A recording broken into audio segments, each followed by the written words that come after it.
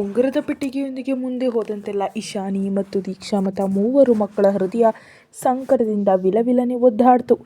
ಹೋಗಿ ತನ್ನ ಮಗ ವಿಕ್ಕಿ ಪಕ್ಕ ನಿಂತರು. ಅಪ್ಪ ಮಗ ಪರಸ್ಪರ ನೋಡಿ ನಕ್ಕಿದ್ರು. ನಂತರ ಹರಿ ಮಗನ ಹೆಗಲ ಮೇಲೆ ಕೈ ಹಾಕ್ತಿರ್ತಾ ವಿಕ್ಕಿ ಕಣ್ಮಿಟಕ್ಸಿ ಸನ್ನೆ ಮಾಡ್ದ. ಬಳಿಕ ಹರಿ ಇನ್ನೊಂದು ಹೆಜ್ಜೆ ಮುಂದೆ ಹೋಗಿ ತಲೆ ತಗ್ಸಿ ನಿಂತಿದ್ದ ಏಬಲ್ ಹತ್ರ ಹೋದ್ರು. ಹರಿ ಅವನ ಹೆಗಲ ಮೇಲೆ ಮೆಲ್ಲನೆ ತಟ್ಟಿದ್ರು. ಯಾವುದೋ ಲೋಕದಲ್ಲಿದ್ದ ಏಬಲ್ ಆ ಸ್ಪರ್ಶಕ್ಕೆ ಬೆಚ್ಚಿಬಿದ್ದು ಹರಿಯನ್ನೇ ದಿಟ್ಟಿಸಿ ನೋಡ್ದ. ಏನಪ್ಪ ಏಬಲ್, ಹೀಗೆ ನೋಡ್ತಿದ್ಯಾ? ನಿನ್ನ ಗೆಳತಿ ಉಂಗುರ ಬದಲಿಸೋ ಸಂಭ್ರಮವನ್ನು ನೋಡಿದೆ ಹೀಗೆ ತಲೆ ತಗ್ಸಿ ನಿಂತಿದೆಯಲ್ಲ? ಅದು ಸರ್, ನಾನು ಏನೋ ಉಂಗುರ ಬದಲಿಸೋದು ಮುಗೀತೆ. ಯಾಕಪ್ಪ ಏಬಲ್, ನೀನು ಇಷ್ಟೊಂದು ಗಾಬರಿ ಆಗ್ತಿದ್ಯಾ? ಏನಿಲ್ಲ ಸರ್, ನಾನು ಅರಿಯದೆ ಅವನ ಕಣ್ಣುಗಳು ತುಂಬಿ ಬಂದವು. ಆ ಬೆಳ್ಳನೆಯ ಕಣ್ಣುಗಳು ತುಂಬಿದ್ರೆ ತನ್ನ ಪ್ರಾಣದಂತಿರೋಳು ಹೃದಯ ಒಡೆಯುತ್ತೆ ಅಂತ ಅವನಿಗೆ ಗೊತ್ತು. ಹಾಗಾಗಿ ಅವನ ನೋಟ ಇಶಾನಿ ಕಡೆ ಹೋಯಿತು. ನನ್ನ ಪ್ರಶ್ನೆಗೆ ಉತ್ತರ ಕೊಡದೆ ಗೆಳತಿಯನ್ನು ನೋಡಿ ಕಣ್ಣಲ್ಲೇ ಕತೆ ಹೇಳ್ತಿದ್ಯಾ ಏಬಲ್? ಅವನು ದಯನೀಯವಾಗಿ ಹರಿಯನ್ನು ನೋಡ್ದ. ಏನು ಹೇಳಬೇಕಂತ ಅವನಿಗೆ ತಿಳಿಲಿಲ್ಲ. ಇಶಾನಿ, ಇಲ್ಲಿ ಬಾ ಅಂತ ಹರಿ ಕರೆದಾಗ ಅವಳಿಗೆ ವಿಪರೀತ ಗಾಬರಿ ಆಯಿತು. ಆ ಕ್ಷಣ ವಿಕ್ರಮ್ ಅವಳನ್ನ ಅಪ್ಕೊಂಡು ಅವರ ಹತ್ರ ಬಂದರು. ಏನಪ್ಪ ಹರಿ ಅಂಕಲ್, ಅವಳು ತಡಬಡಾಯಿಸ್ತಾ ಕೇಳಿದ್ಲು. ಆ ಕೈಯನ್ನು ಸ್ವಲ್ಪ ಹೀಗೆ ಚಾಚು. ತನ್ನ ಬಲಗೈಲಿದ್ದ ಉಂಗುರದ ಪೆಟ್ಟಿಗೆನ ಎಡಗೈಗೆ ಬದಲಿಸ್ಕೊಂಡು ಅವಳ ಆ ಕೈ ಚಾಚಿದ್ಲು. ಹರಿ ತಮ್ಮ ಕೈಯಲ್ಲಿದ್ದ ಉಂಗುರದ ಪೆಟ್ಟಿಗೆಯನ್ನು ಇಶಾನಿ ಕೈ ಕೊಟ್ಟರು. ತನ್ನ ಕೈಗೆ ಬಂದ ಪೆಟ್ಟಿಗೆಯನ್ನು ಮತ್ತು ಹರಿಯನ್ನು ಅವಳು ಮಾರ್ಪಾಡಿಸಿ ನೋಡಿದ್ಲು. ಯಾಕಾಗಿ ಎಂಬುದು ಆ ನೋಟದ ಅರ್ಥವಾಗಿತ್ತು ಅಲ್ವಾ ಮಗಳೇ? ಹ್ಞೂ ಅಂತ ಅವಳು ಮೆಲ್ಲನೆ ಅಂದ್ಲು. ಎಲ್ಲವೂ ಸ್ವಲ್ಪ ಹೊತ್ತಿನಲ್ಲಿ ನಿನಗೆ ಅರ್ಥ ಆಗುತ್ತೆ. ಸದ್ಯಕ್ಕೆ ಉಂಗುರದ ಪೆಟ್ಟಿಗೆನ ನೀನು ಏಬಲ್ ಕೈ ಕೊಡು. ಅವಳು ಬೆಚ್ಚಿ ಬಿದ್ದು ಹರಿಯನ್ನು ನೋಡಿದ್ಲು. ಏಬಲ್ ಕೂಡ ಗಾಬರಿಯಾದ. ಹೇಳೋದನ್ನು ಕೇಳು, ಉಂಗುರದ ಪೆಟ್ಟಿಗೆನ ಏಬಲ್ ಕೈ ಕೊಡು ಅಂತ ಹರಿ ಸ್ವಲ್ಪ ಗಟ್ಟಿಯಾಗಿ ಹೇಳಿದಾಗ ಇಶಾನಿ ಅದನ್ನು ಏಬಲ್ ಕಡೆ ಚಾಚಿದ್ಲು. ಏನು ಮಾಡಬೇಕಂತ ತಿಳಿದೆ ಅವಳು ನೀಡಿದ ಪೆಟ್ಟಿಗೆಯನ್ನೇ ನೋಡ್ತಾ ನಿಂತಿದ್ದವನಿಗೆ ಆ ಪೆಟ್ಟಿಗೆಯನ್ನು ಈಸ್ಕೋ ಅಂತ ಹರಿ ಹೇಳಿದ್ರು. ಅದನ್ನು ತೆರಿ ಏಬಲ್. ನಡುಗೋ ಕೈಗಳಿಂದ ಅವನು ಆ ಪೆಟ್ಟಿಗೆಯನ್ನು ತೆರೆದ. ಅದರೊಳಗಿದ್ದ ಉಂಗುರದ ಮೇಲೆ ಬರೆದಿದ್ದ ಹೆಸರನ್ನು ಕಂಡು ಅವನು ಒಂದು ಕ್ಷಣ ಸ್ತಬ್ಧನಾದ. ಅದರಲ್ಲಿ ಏಬಲ್ ಅಂತಿತ್ತು. ಇಶಾನಿ ಎದೆ ಬಡಿತ ಜೋರಾಗಿ ಈಗಲೇ ಒಡೆದು ಹೋಗುತ್ತೆ ಅನ್ನೋ ಸ್ಥಿತಿ ಇತ್ತು. ಏನಿದು, ಯಾಕೆ ಹೀಗೆಲ್ಲ ಆಗ್ತಿದೆ ಅಂತ ಮನಸ್ಸು ಸಾವಿರ ಪ್ರಶ್ನೆಗಳು ಕೇಳ್ತಿತ್ತು. ಇಬ್ಬರು ನಿಮ್ಮ ಕೈಲಿರೋ ಉಂಗುರಗಳನ್ನ ಎಲ್ರಿಗೂ ತೋರಿಸಿ ಅಂತ ಹರಿ ಹೇಳಿದಾಗ ಅಷ್ಟೊತ್ತು ಉಂಗುರವನ್ನೇ ನೋಡ್ತಿದ್ದ ಏಬಲ್ ಪ್ರಜ್ಞೆಗೆ ಬಂದ. ಇಬ್ಬರು ತಮ್ಮ ಕೈಯಲ್ಲಿದ್ದ ಉಂಗುರವನ್ನು ತೋರಿಸಿದ್ರು. ಏಬಲ್ನ ಕೈಯಲ್ಲಿದ್ದ ಉಂಗುರದಲ್ಲಿ ಅವನದೇ ಹೆಸರು ಕಂಡಾಗ ಇಶಾನಿ, ದಕ್ಷ ಮತ್ತು ಮಕ್ಕಳು ಉಸಿರು ಬಿಡೋದಕ್ಕೂ ಮರೆತು ನಿಂತುಬಿಟ್ರು. ಆದರೆ ಅಷ್ಟೊತ್ತು ಸುಮ್ಮನಿದ್ದ ವಿಕ್ರಮ್ ಅವ್ರ ಮುಖದಲ್ಲಿ ಮಾತ್ರ ಭರ್ಜರಿ ನಗು ಇತ್ತು. ಇಶಾನಿ ಅಪ್ಪನನ್ನು ನೋಡಿದ್ಲು. ಆ ಮುಖದ ನಗು ಕಂಡಾಗ ಅವಳಿಗೆ ಅರ್ಥ ಆಯಿತು, ತನ್ನಪ್ಪ ತನ್ನನ್ನು ಅರ್ಥ ಮಾಡ್ಕೊಂಡಿದ್ದಾರೆ ಅಂತ. ಜೋರಾಗಳೋದಕ್ಕೂ ಕೂಡ ಆಗದೆ ಅವಳು ಹಾಗೆ ನಿಂತಳು. ವಿಕ್ರಮ್, ನನ್ನ ಕೆಲಸ ಮುಗೀತು, ಇನ್ನು ನೀನೇ ಇದನ್ನು ವಹಿಸ್ಕೋ. ವಿಕ್ರಮ್ ಏಬಲನ್ನು ತನ್ನ ಹತ್ರ ಕರೆದ. ನಂತರ ಇಶಾನಿ ಬೆರಳಿಗೆ ಉಂಗುರ ತೋರಿಸೋದಕ್ಕೆ ಹೇಳಿದ್ರು. ಕೇಳಿದ್ದನ್ನು ನಂಬಲಾಗದೆ ಅವನು ವಿಕ್ರಮ್ ಅವ್ರನ್ನ ನೋಡ್ದ. ವಿಕ್ರಮ್ ಕಣ್ಣು ಕೆಂಪು ಮಾಡಿದಾಗ ಏಬಲ್ ಬೇಗನೆ ಆ ಉಂಗುರವನ್ನು ಇಶಾನಿ ಉಂಗುರದ ಬೆರಳಿಗೆ ತೊಡಸ್ದ. ಪ್ರತಿಯಾಗಿ ಇಶಾನಿ ಕೂಡ ತನ್ನ ಹೆಸರು ಕೆತ್ತಿದ್ದ ಉಂಗುರವನ್ನು ಏಬಲ್ನ ಬೆರಳಿಗೆ ತೊಡಿಸಿದ್ಲು. ಎಲ್ಲರೂ ಸಂತೋಷದಿಂದ ಚಪ್ಪಾಳೆ ತಟ್ಟಿದ್ರು. ವಿಕ್ರಮ್ ಇಬ್ಬರನ್ನು ಅಪ್ಕೊಂಡ್ರು. ಸಂತೋಷ ಆಯಿತಾ ಮಕ್ಕಳ? ವಿಕ್ರಮ್ ಅವರ ಕಣ್ಣುಗಳು ಕೂಡ ತುಂಬಿ ಬಂದವು. ಅಪ್ಪ, ನಾವು ಅಂತಿಬ್ಬರು ಜೋರಾಗಿ ಅಳ್ತಾ ವಿಕ್ರಮ್ ಅವರ ಎದೆಗೆ ಹೊರಕೊಂಡ್ರು. ಪ್ರೀತಿಸೋರನ್ನ ದೂರ ಮಾಡೋದಕ್ಕೆ ನೀನಪ್ಪ ಅಷ್ಟೊಂದು ರಾಕ್ಷಸನಲ್ಲ ಇಶಾನಿ. ನೀವು ಯಾವುದನ್ನು ಬಿಚ್ಚಿ ಹೇಳ್ತಿದ್ದರೆ ಸ್ವಲ್ಪ ಬೇಸರ ಆಯಿತು ಅಷ್ಟೇ. ಇಷ್ಟೊಂದು ಪ್ರೀತಿಸೋ ಕುಟುಂಬ ಇರೋ ಅಪ್ಪನ ಮಗಳಾಗಿ ಹುಟ್ಟಿದ ನೀನೇ ಪುಣ್ಯವಂತೆ ಇಶಾನಿ. ನೀವೇ ಈ ಮನುಷ್ಯನ ಪ್ರಪಂಚ. ನಿಮಗಿಂತ ದೊಡ್ಡದು ಈ ಮನುಷ್ಯನ ಯಾವುದೂ ಇಲ್ಲ. ಆದರೂ ನೀವೆಲ್ಲ ವಿಕ್ರಮಗಳನ್ನ ಅರ್ಥ ಮಾಡ್ಕೊಳ್ಳೇ ಇಲ್ಲ. ವಿಕ್ಕಿ ಅವರೇ ಅಂತ ಇಶಾನಿ ಬಿಕ್ಕಿ ಬಿಕ್ಕಿ ಎತ್ತಲು. ಹೌದು ಇಶಾನಿ, ನಿನಗೆ ಗೊತ್ತಿದೆಯೋ ಇಲ್ವೋ, ನಿನಗಾಗಿ ಎಷ್ಟೋ ಕಾಲದಿಂದ ಏಬಲ್ನನ್ನು ನಿನ್ನಪ್ಪ ಹುಡುಕ್ತಿದ್ದಾರೆ ಅಂದು ಆ ಪುಟ್ಟ ಏಬಲ್ಗೆ ಅಪ್ಪ ಒಂದು ಮಾತು ಕೊಟ್ಟಿದ್ರು. ನೀನು ದೊಡ್ಡವನಾದ್ಮೇಲೆ ಕೂಡ ನನ್ನ ಇಶಾನಿನ ಹೀಗೆ ಪ್ರೀತಿಸಿದ್ರೆ ಅವಳನ್ನ ನಿನಗೆ ಕೊಡ್ತೀನಿ ಅಂತ. ನೀವು ಕ್ವೀನ್ಸ್ಲ್ಯಾಂಡ್ನಿಂದ ಬಂದ ಮೇಲೆ ಏಬಲ್ ಮತ್ತು ಅವನ ಕುಟುಂಬದ ಬಗ್ಗೆ ಮಾಹಿತಿ ಇಲ್ಲದಂತಾಯಿತು. ಅಂದಿನಿಂದ ಅವನನ್ನು ಹುಡುಕಲು ಅಪ್ಪ ಪಟ್ಟು ಪಾಡಷ್ಟಿಷ್ಟಲ್ಲ. ನಾನಾಗ ಕೇಳ್ತಿದ್ದೆ, ಅಂಕಲ್ ನೀವು ಏಬಲ್ನನ್ನು ಹುಡ್ಕೊಂಡು ಬಂದು ಅವಳು ಮದುವೆ ಮಾಡಬೇಕು ಅಂದಾಗ ಅವಳಿಗೆ ಬೇರೆ ಯಾರಾದರೂ ಇಷ್ಟ ಇದ್ದರೆ ಏನು ಮಾಡ್ತೀರಿ ಅಂತ. ಅದಕ್ಕೆ ಅಂಕಲ್ ಹೇಳಿದ ಉತ್ತರ ಗೊತ್ತಾ? ಹಾಗೇನಾದರೂ ನನ್ನ ಮಗಳಿಗೆ ಪ್ರೇಮ ಹುಟ್ಟಿದ್ರೆ ಅದನ್ನು ಅವಳು ಮೊದಲು ನನ್ನ ಹತ್ರವೇ ಹೇಳ್ತಾಳೆ. ಯಾಕಂದರೆ ನಾನು ಅವಳಿಗೆ ಅಪ್ಪನಿಗಿಂತ ಹೆಚ್ಚಾಗಿ ಒಬ್ಬ ಗೆಳೆಯ ಅಂತ. ನನ್ನ ಜೀವನದ ಅತಿ ಮುಖ್ಯ ನಿರ್ಧಾರಗಳನ್ನ ಅಪ್ಪನೇ ತಗೋತಾರೆ ಅಂತ ನೀನು ಕೊಟ್ಟ ಮಾತಿನ ಮೇಲೆ ಅಪ್ಪ ನಂಬಿಕೆ ಇಟ್ಟಿದ್ರು, ಹೌದಲ್ವೇ ಇಶಾನಿ? ಆ ನಂಬಿಕೆಯಿಂದಲೇ ಏಬಲ್ನನ್ನು ಅಪ್ಪ ಹುಡುಕ್ತಿದ್ರು. ಅಷ್ಟೊತ್ತಿಗೆ ನಿನ್ನ ಮನಸ್ಸಿನಲ್ಲಿ ಏಬಲ್ ಇದ್ದರೂ ನೀನು ಯಾರಿಗೂ ಏನೂ ಗೊತ್ತಿಲ್ಲದಂತೆ ಸುಮ್ಮನಿದ್ದೆ. ಈಗ ನಿನ್ನ ಜಾತಕದಲ್ಲಿ ಸಮಸ್ಯೆ ಬಂದು ಮದುವೆ ಬೇಗ ಮಾಡಬೇಕಂದಾಗ ಅಪ್ಪ ತುಂಬ ಕಂಗಾಲಾಗಿದ್ದರು. ಏಬಲ್ ಸಿಗಲಿಲ್ಲ, ಏನು ಮಾಡೋದು ಎಂಬ ಸ್ಥಿತಿಯಲ್ಲಿ ನಾನು ಇಶಾನಿಯನ್ನು ಮದುವೆ ಆಗ್ತೀನಿ ಅಂತ ಅಂಕಲನ್ನು ಕೇಳಿದ್ರು. ಹಾಗಾಗಿ ನಾನು ಒಪ್ಕೊಂಡೆ. ನೀನು ಕೇಳದೆ ಅಪ್ಪ ಈ ಮದುವೆಗೆ ಮಾತು ಕೊಟ್ಟಿದ್ರು. ನಂತರ ನಿನಗೆ ಇಷ್ಟ ಇದೆಯೇ ಅಂತ ಕೇಳಿದಾಗ ನೀನು ಮನಸ್ಸು ಬಿಚ್ಚಿ ಹೇಳಿದೆ, ಸಮ್ಮತಿ ನೀಡಿದೆ. ಆ ಕ್ಷಣ ಏಬಲ್ನ ಪಕ್ಕಕ್ಕಿಟ್ಟು ನಮ್ಮ ಮದುವೆ ತಯಾರಿ ನಡೆಸಿದ್ರು. ಆದರೆ ಎಲ್ಲವನ್ನು ಬದಲಾಯಿಸಿದ್ದು ನಮ್ಮ ಮದುವೆ ನಿಶ್ಚಯ ದಿನ ಏಬಲ್ ಬಂದಿದ್ದು. ಅಂದು ಕೂಡ ನೀನು ಅವನ್ನ ಪ್ರೀತಿಸ್ತಿರುವೆ ಅಂತ ಸುಳಿವು ನೀಡಲಿಲ್ಲ. ನಿನಗೆ ನನ್ನ ಜೊತೆ ಮದುವೆ ಇಷ್ಟ ಇದೆ ಅಂತ ನೀನು ಹೇಳಿದ್ದಕ್ಕೆ ನಿಮ್ಮಪ್ಪ ಏಬಲ್ ವಿಷಯವನ್ನು ಮತ್ತೆ ಎತ್ತಲಿಲ್ಲ. ಆದರೆ ಒಂದಿನ ಅನಿರೀಕ್ಷಿತವಾಗಿ ತನ್ನ ಮಗಳು ಏಬಲ್ನನ್ನು ಅಪ್ಕೊಂಡು ಅಳ್ತಿರೋದನ್ನು ಅಪ್ಪ ನೋಡಿದ್ರು. ಅದಕ್ಕೆ ಕಾರಣ ಕೇಳಿದಾಗ ನೀನು ಸುಳ್ಳು ಹೇಳಿದೆ. ನನ್ನ ಮನಸ್ಸಲ್ಲಿ ಏಬಲ್ ಇದ್ದಾನೆ ಅಂತ ಅಪ್ಪನ ಮನಸ್ಸು ನೋಯಬಾರ್ದು ಅಂತ ವಿಕ್ಕಿಯವ್ರನ್ನ ಮದುವೆ ಆಗ್ತೀನಿ ಅಂತ ನೀನು ಹೇಳಿದ್ದು ಅಪ್ಪನ ಕಿವಿಗೆ ಬಿದ್ದಾಗ ಅವರಿಗೆ ಹೇಗಾಗಿರಬಹುದು ಇಶಾನಿ? ನೀನೇ ಹೇಳು. ವಿಕ್ರಮ್ ಎಂಬ ಅಪ್ಪನ ಸ್ಥಾನದಲ್ಲಿ ನೀನಿದ್ದಿದ್ರೆ ನಿನ್ನ ಗತಿ ಏನಾಗ್ತಿತ್ತು? ನಿನ್ನ ಹೃದಯ ನೋಯ್ತಿರ್ಲಿಲ್ವಾ? ಹೇಳು ಇಶಾನಿ. ಏನು ಹೇಳಲಾಗದೆ ಸುಮ್ಮನೆ ನಿಲ್ಲಲು ಮಾತ್ರ ಅವಳಿಗೆ ಸಾಧ್ಯ ಆಯಿತು. ಯಾಕಂದರೆ ವಿಕ್ಕಿ ಹೇಳಿದ್ದೆಲ್ಲವೂ ಸರಿಯಾಗಿತ್ತು. ಅವಳು ವಿಕ್ರಮ್ ಅಪ್ಪನನ್ನು ನೋಡಿದ್ಲು. ಅವ್ರು ನಗ್ತಾ ನಿಂತಿದ್ರು. ಆದರೆ ಅವರ ಎದೆ ನೋವು ಅವಳಿಗೆ ಕಾಣಿಸ್ತು. ಅಪ್ಪ ಅಂತ ಅವಳು ಕೈ ಮುಗಿಯೋದಕ್ಕೆ ಹೋಗೋ ಮುನ್ನವೇ ವಿಕ್ರಮ್ ಆ ಕೈಗಳನ್ನ ಹಿಡಿದ್ರು. ಈ ಕ್ಷಮೆಯಾಚನೆ ಅಪ್ಪನನ್ನು ಕೊಲ್ಲೋದಕ್ಕೆ ಸಮಾನ. ಇದು ಬೇಡ. ನೀನು ಅಪ್ಪನಿಗೆ ಕ್ಷಮೆ ಕೇಳಿ ಅಂತ ವಿಕ್ಕಿ ಇದೆಲ್ಲ ಹೇಳಿಲ್ಲ. ನಿನಗೆ ಸತ್ಯ ತಿಳಿಲಿ ಅಂತ ಹೇಳಿದೆ ಅಷ್ಟೇ. ಅಂದು ಇದೆಲ್ಲ ಕೇಳಿದಾಗ ತುಂಬ ಸಿಟ್ಟು ಮತ್ತು ಸಂಕಟ ಕೂಡ. ಅಂದು ನೀನು ಅಮ್ಮನ ಜೊತೆ ಇದೇ ವಿಷಯಕ್ಕೆ ಜಗಳ ಕೂಡ ಆಡಿದೆ. ಇನ್ನು ನಾನು ಹೇಳ್ತೀನಿ ಅಂಕಲ್, ನಿನ್ನ ಮನಸ್ಸಿನಲ್ಲಿ ಏಬಲ್ ಇದ್ದಾನೆ ಅಂತ ತಿಳಿದ ತಕ್ಷಣ ದೀಕ್ಷಾ ಆಂಟಿ ವಿಕ್ರಮ್ ಅಂಕಲ್ ಹತ್ರ ಬಂದು ನನ್ನ ಮನೆಗೆ ಫೋನ್ ಮಾಡಿ ಮದುವೆ ನಿಲ್ಲಿಸೋದಕ್ಕೆ ಹೇಳಿದ್ರು. ಆ ಕ್ಷಣ ಆಂಟಿಗೆ ಮಗಳ ಮನಸ್ಸು ಮಾತ್ರ ಕಾಣ್ತು. ನನಗೂ ನನ್ನ ಕುಟುಂಬಕ್ಕೂ ಕೊಟ್ಟು ಮಾತನ್ನು ಮುರಿದ್ರೆ ವಿಕ್ರಮ್ ಅಂಕಲ್ ಆಗೋ ಅವಮಾನದ ಬಗ್ಗೆ ಆಂಟಿ ಯೋಚಿಸಲಿಲ್ಲ. ಇಷ್ಟೊಂದು ಸ್ವಾತಂತ್ರ್ಯ ಇದ್ರೂ ಮನಸ್ಸು ಬಿಚ್ಚಿ ಹೇಳಿದ ನಿನ್ನನ್ನು ಆಂಟಿ ಒಮ್ಮೆಯೂ ದೂಷಿಸಲಿಲ್ಲ. ಏಬಲ್ ಬರುವವರೆಗೆ ಆಂಟಿಗೆ ನನ್ನ ಜೊತೆ ಮದುವೆ ಇಷ್ಟ ಆಯಿತು. ಆದರೆ ಏಬಲ್ನನ್ನು ಇಶಾನಿ ಪ್ರೀತಿಸ್ತಾಳೆ ಅಂತ ಗೊತ್ತಾದ ತಕ್ಷಣ ಅವಳ ಪರ ನಿಂತರು. ತಾಯಂದರು ಹಾಗೆ, ಮಕ್ಕಳು ಇಷ್ಟಪಟ್ಟಿದ್ದೆ ಅವ್ರಿಗೆ ಸಂತೋಷ. ಇಲ್ಲಿ ಇಶಾನಿ ಮನಸ್ಸು ನೋಯೋದನ್ನು ಕಂಡು ಆಂಟಿ ಬೇರೆ ರೀತಿ ಯೋಚಿಸಿದ್ರು. ಆದರೆ ಅಂದು ಆ ಅಪ್ಪನ ಮನಸ್ಸು ನೋಯ್ತಿರೋದನ್ನು ಯಾರೂ ನೋಡಲಿಲ್ಲ. ಅದಕ್ಕೆ ಯಾರನ್ನೂ ದೂಷಿಸೋದಿಲ್ಲ. ಯಾವಾಗಲೂ ಗಂಡನಿಗಿಂತ ಮಕ್ಕಳ ಮೇಲೆ ಪ್ರೀತಿ ಒಂದು ಹಿಡಿ ಹೆಚ್ಚಿರುತ್ತೆ. ಅದಕ್ಕೆ ಇದೆಲ್ಲ ತಿಳಿದಿದ್ರು ಮಗಳ ಇಷ್ಟದಂತೆ ಮದುವೆ ಮಾಡದೆ ವಿಕ್ಕಿ ಜೊತೆ ಮದುವೆ ಮಾಡ್ತಿದ್ದಾರೆ ಅಂತ ವಿಕ್ರಮ್ ಅಂಕಲ್ ಮೇಲೆ ಆಂಟಿಗೆ ಸಿಟ್ಟು ಅಸಹ್ಯ ಬಂತು. ಆದರೆ ಆಂಟಿಗೂ ತಿಳಿಯದ ಒಂದು ವಿಷಯ ಇದೆ, ಹೇಳಲೇ. ಇಶಾನಿ ಮತ್ತು ಏಬಲ್ ಪರಸ್ಪರ ಪ್ರೀತಿಸ್ತಿದ್ದಾರೆ ಅಂತ ತಿಳಿದು ಮಾರನೇ ದಿನವೇ ಅಂಕಲ್ ನನ್ನ ಮನೆಗೆ ಬಂದಿದ್ದರು. ಯಾಕೆ ಗೊತ್ತಾ? ನನ್ನ ಮಗಳಿಗೆ ಏಬಲ್ ಇಷ್ಟ ಅಂತ ನನಗೆ ನಿನ್ನೆ ಗೊತ್ತಾಯಿತು. ನನಗೆ ಅವಳನ್ನ ಅವನಿಗೆ ಕೊಡಬೇಕು. ನಿನಗೆ ಮಾತು ಕೊಟ್ಟು ಈಗ ವಾಪಸ್ ಕೇಳೋದು ತಪ್ಪು ಅಂತ ತಿಳಿದಿದೆ. ಆದರೂ ಕೇಳ್ತಿದ್ದೀನಿ, ಈ ಮದುವೆಯಿಂದ ಹಿಂದೆ ಸರಿತೀಯಾ? ಇದಕ್ಕೆ ಪ್ರತಿಯಾಗಿ ನಿನಗೆ ಏನು ಬೇಕಿದ್ರು ನಾನು ನೀಡ್ತೀನಿ. ಆದರೆ ನನ್ನ ಮಗಳು ಏಬಲ್ನ ಸ್ವತ್ತು ಆಗಬೇಕು ಅಂತ ಕೇಳಿದ್ರು.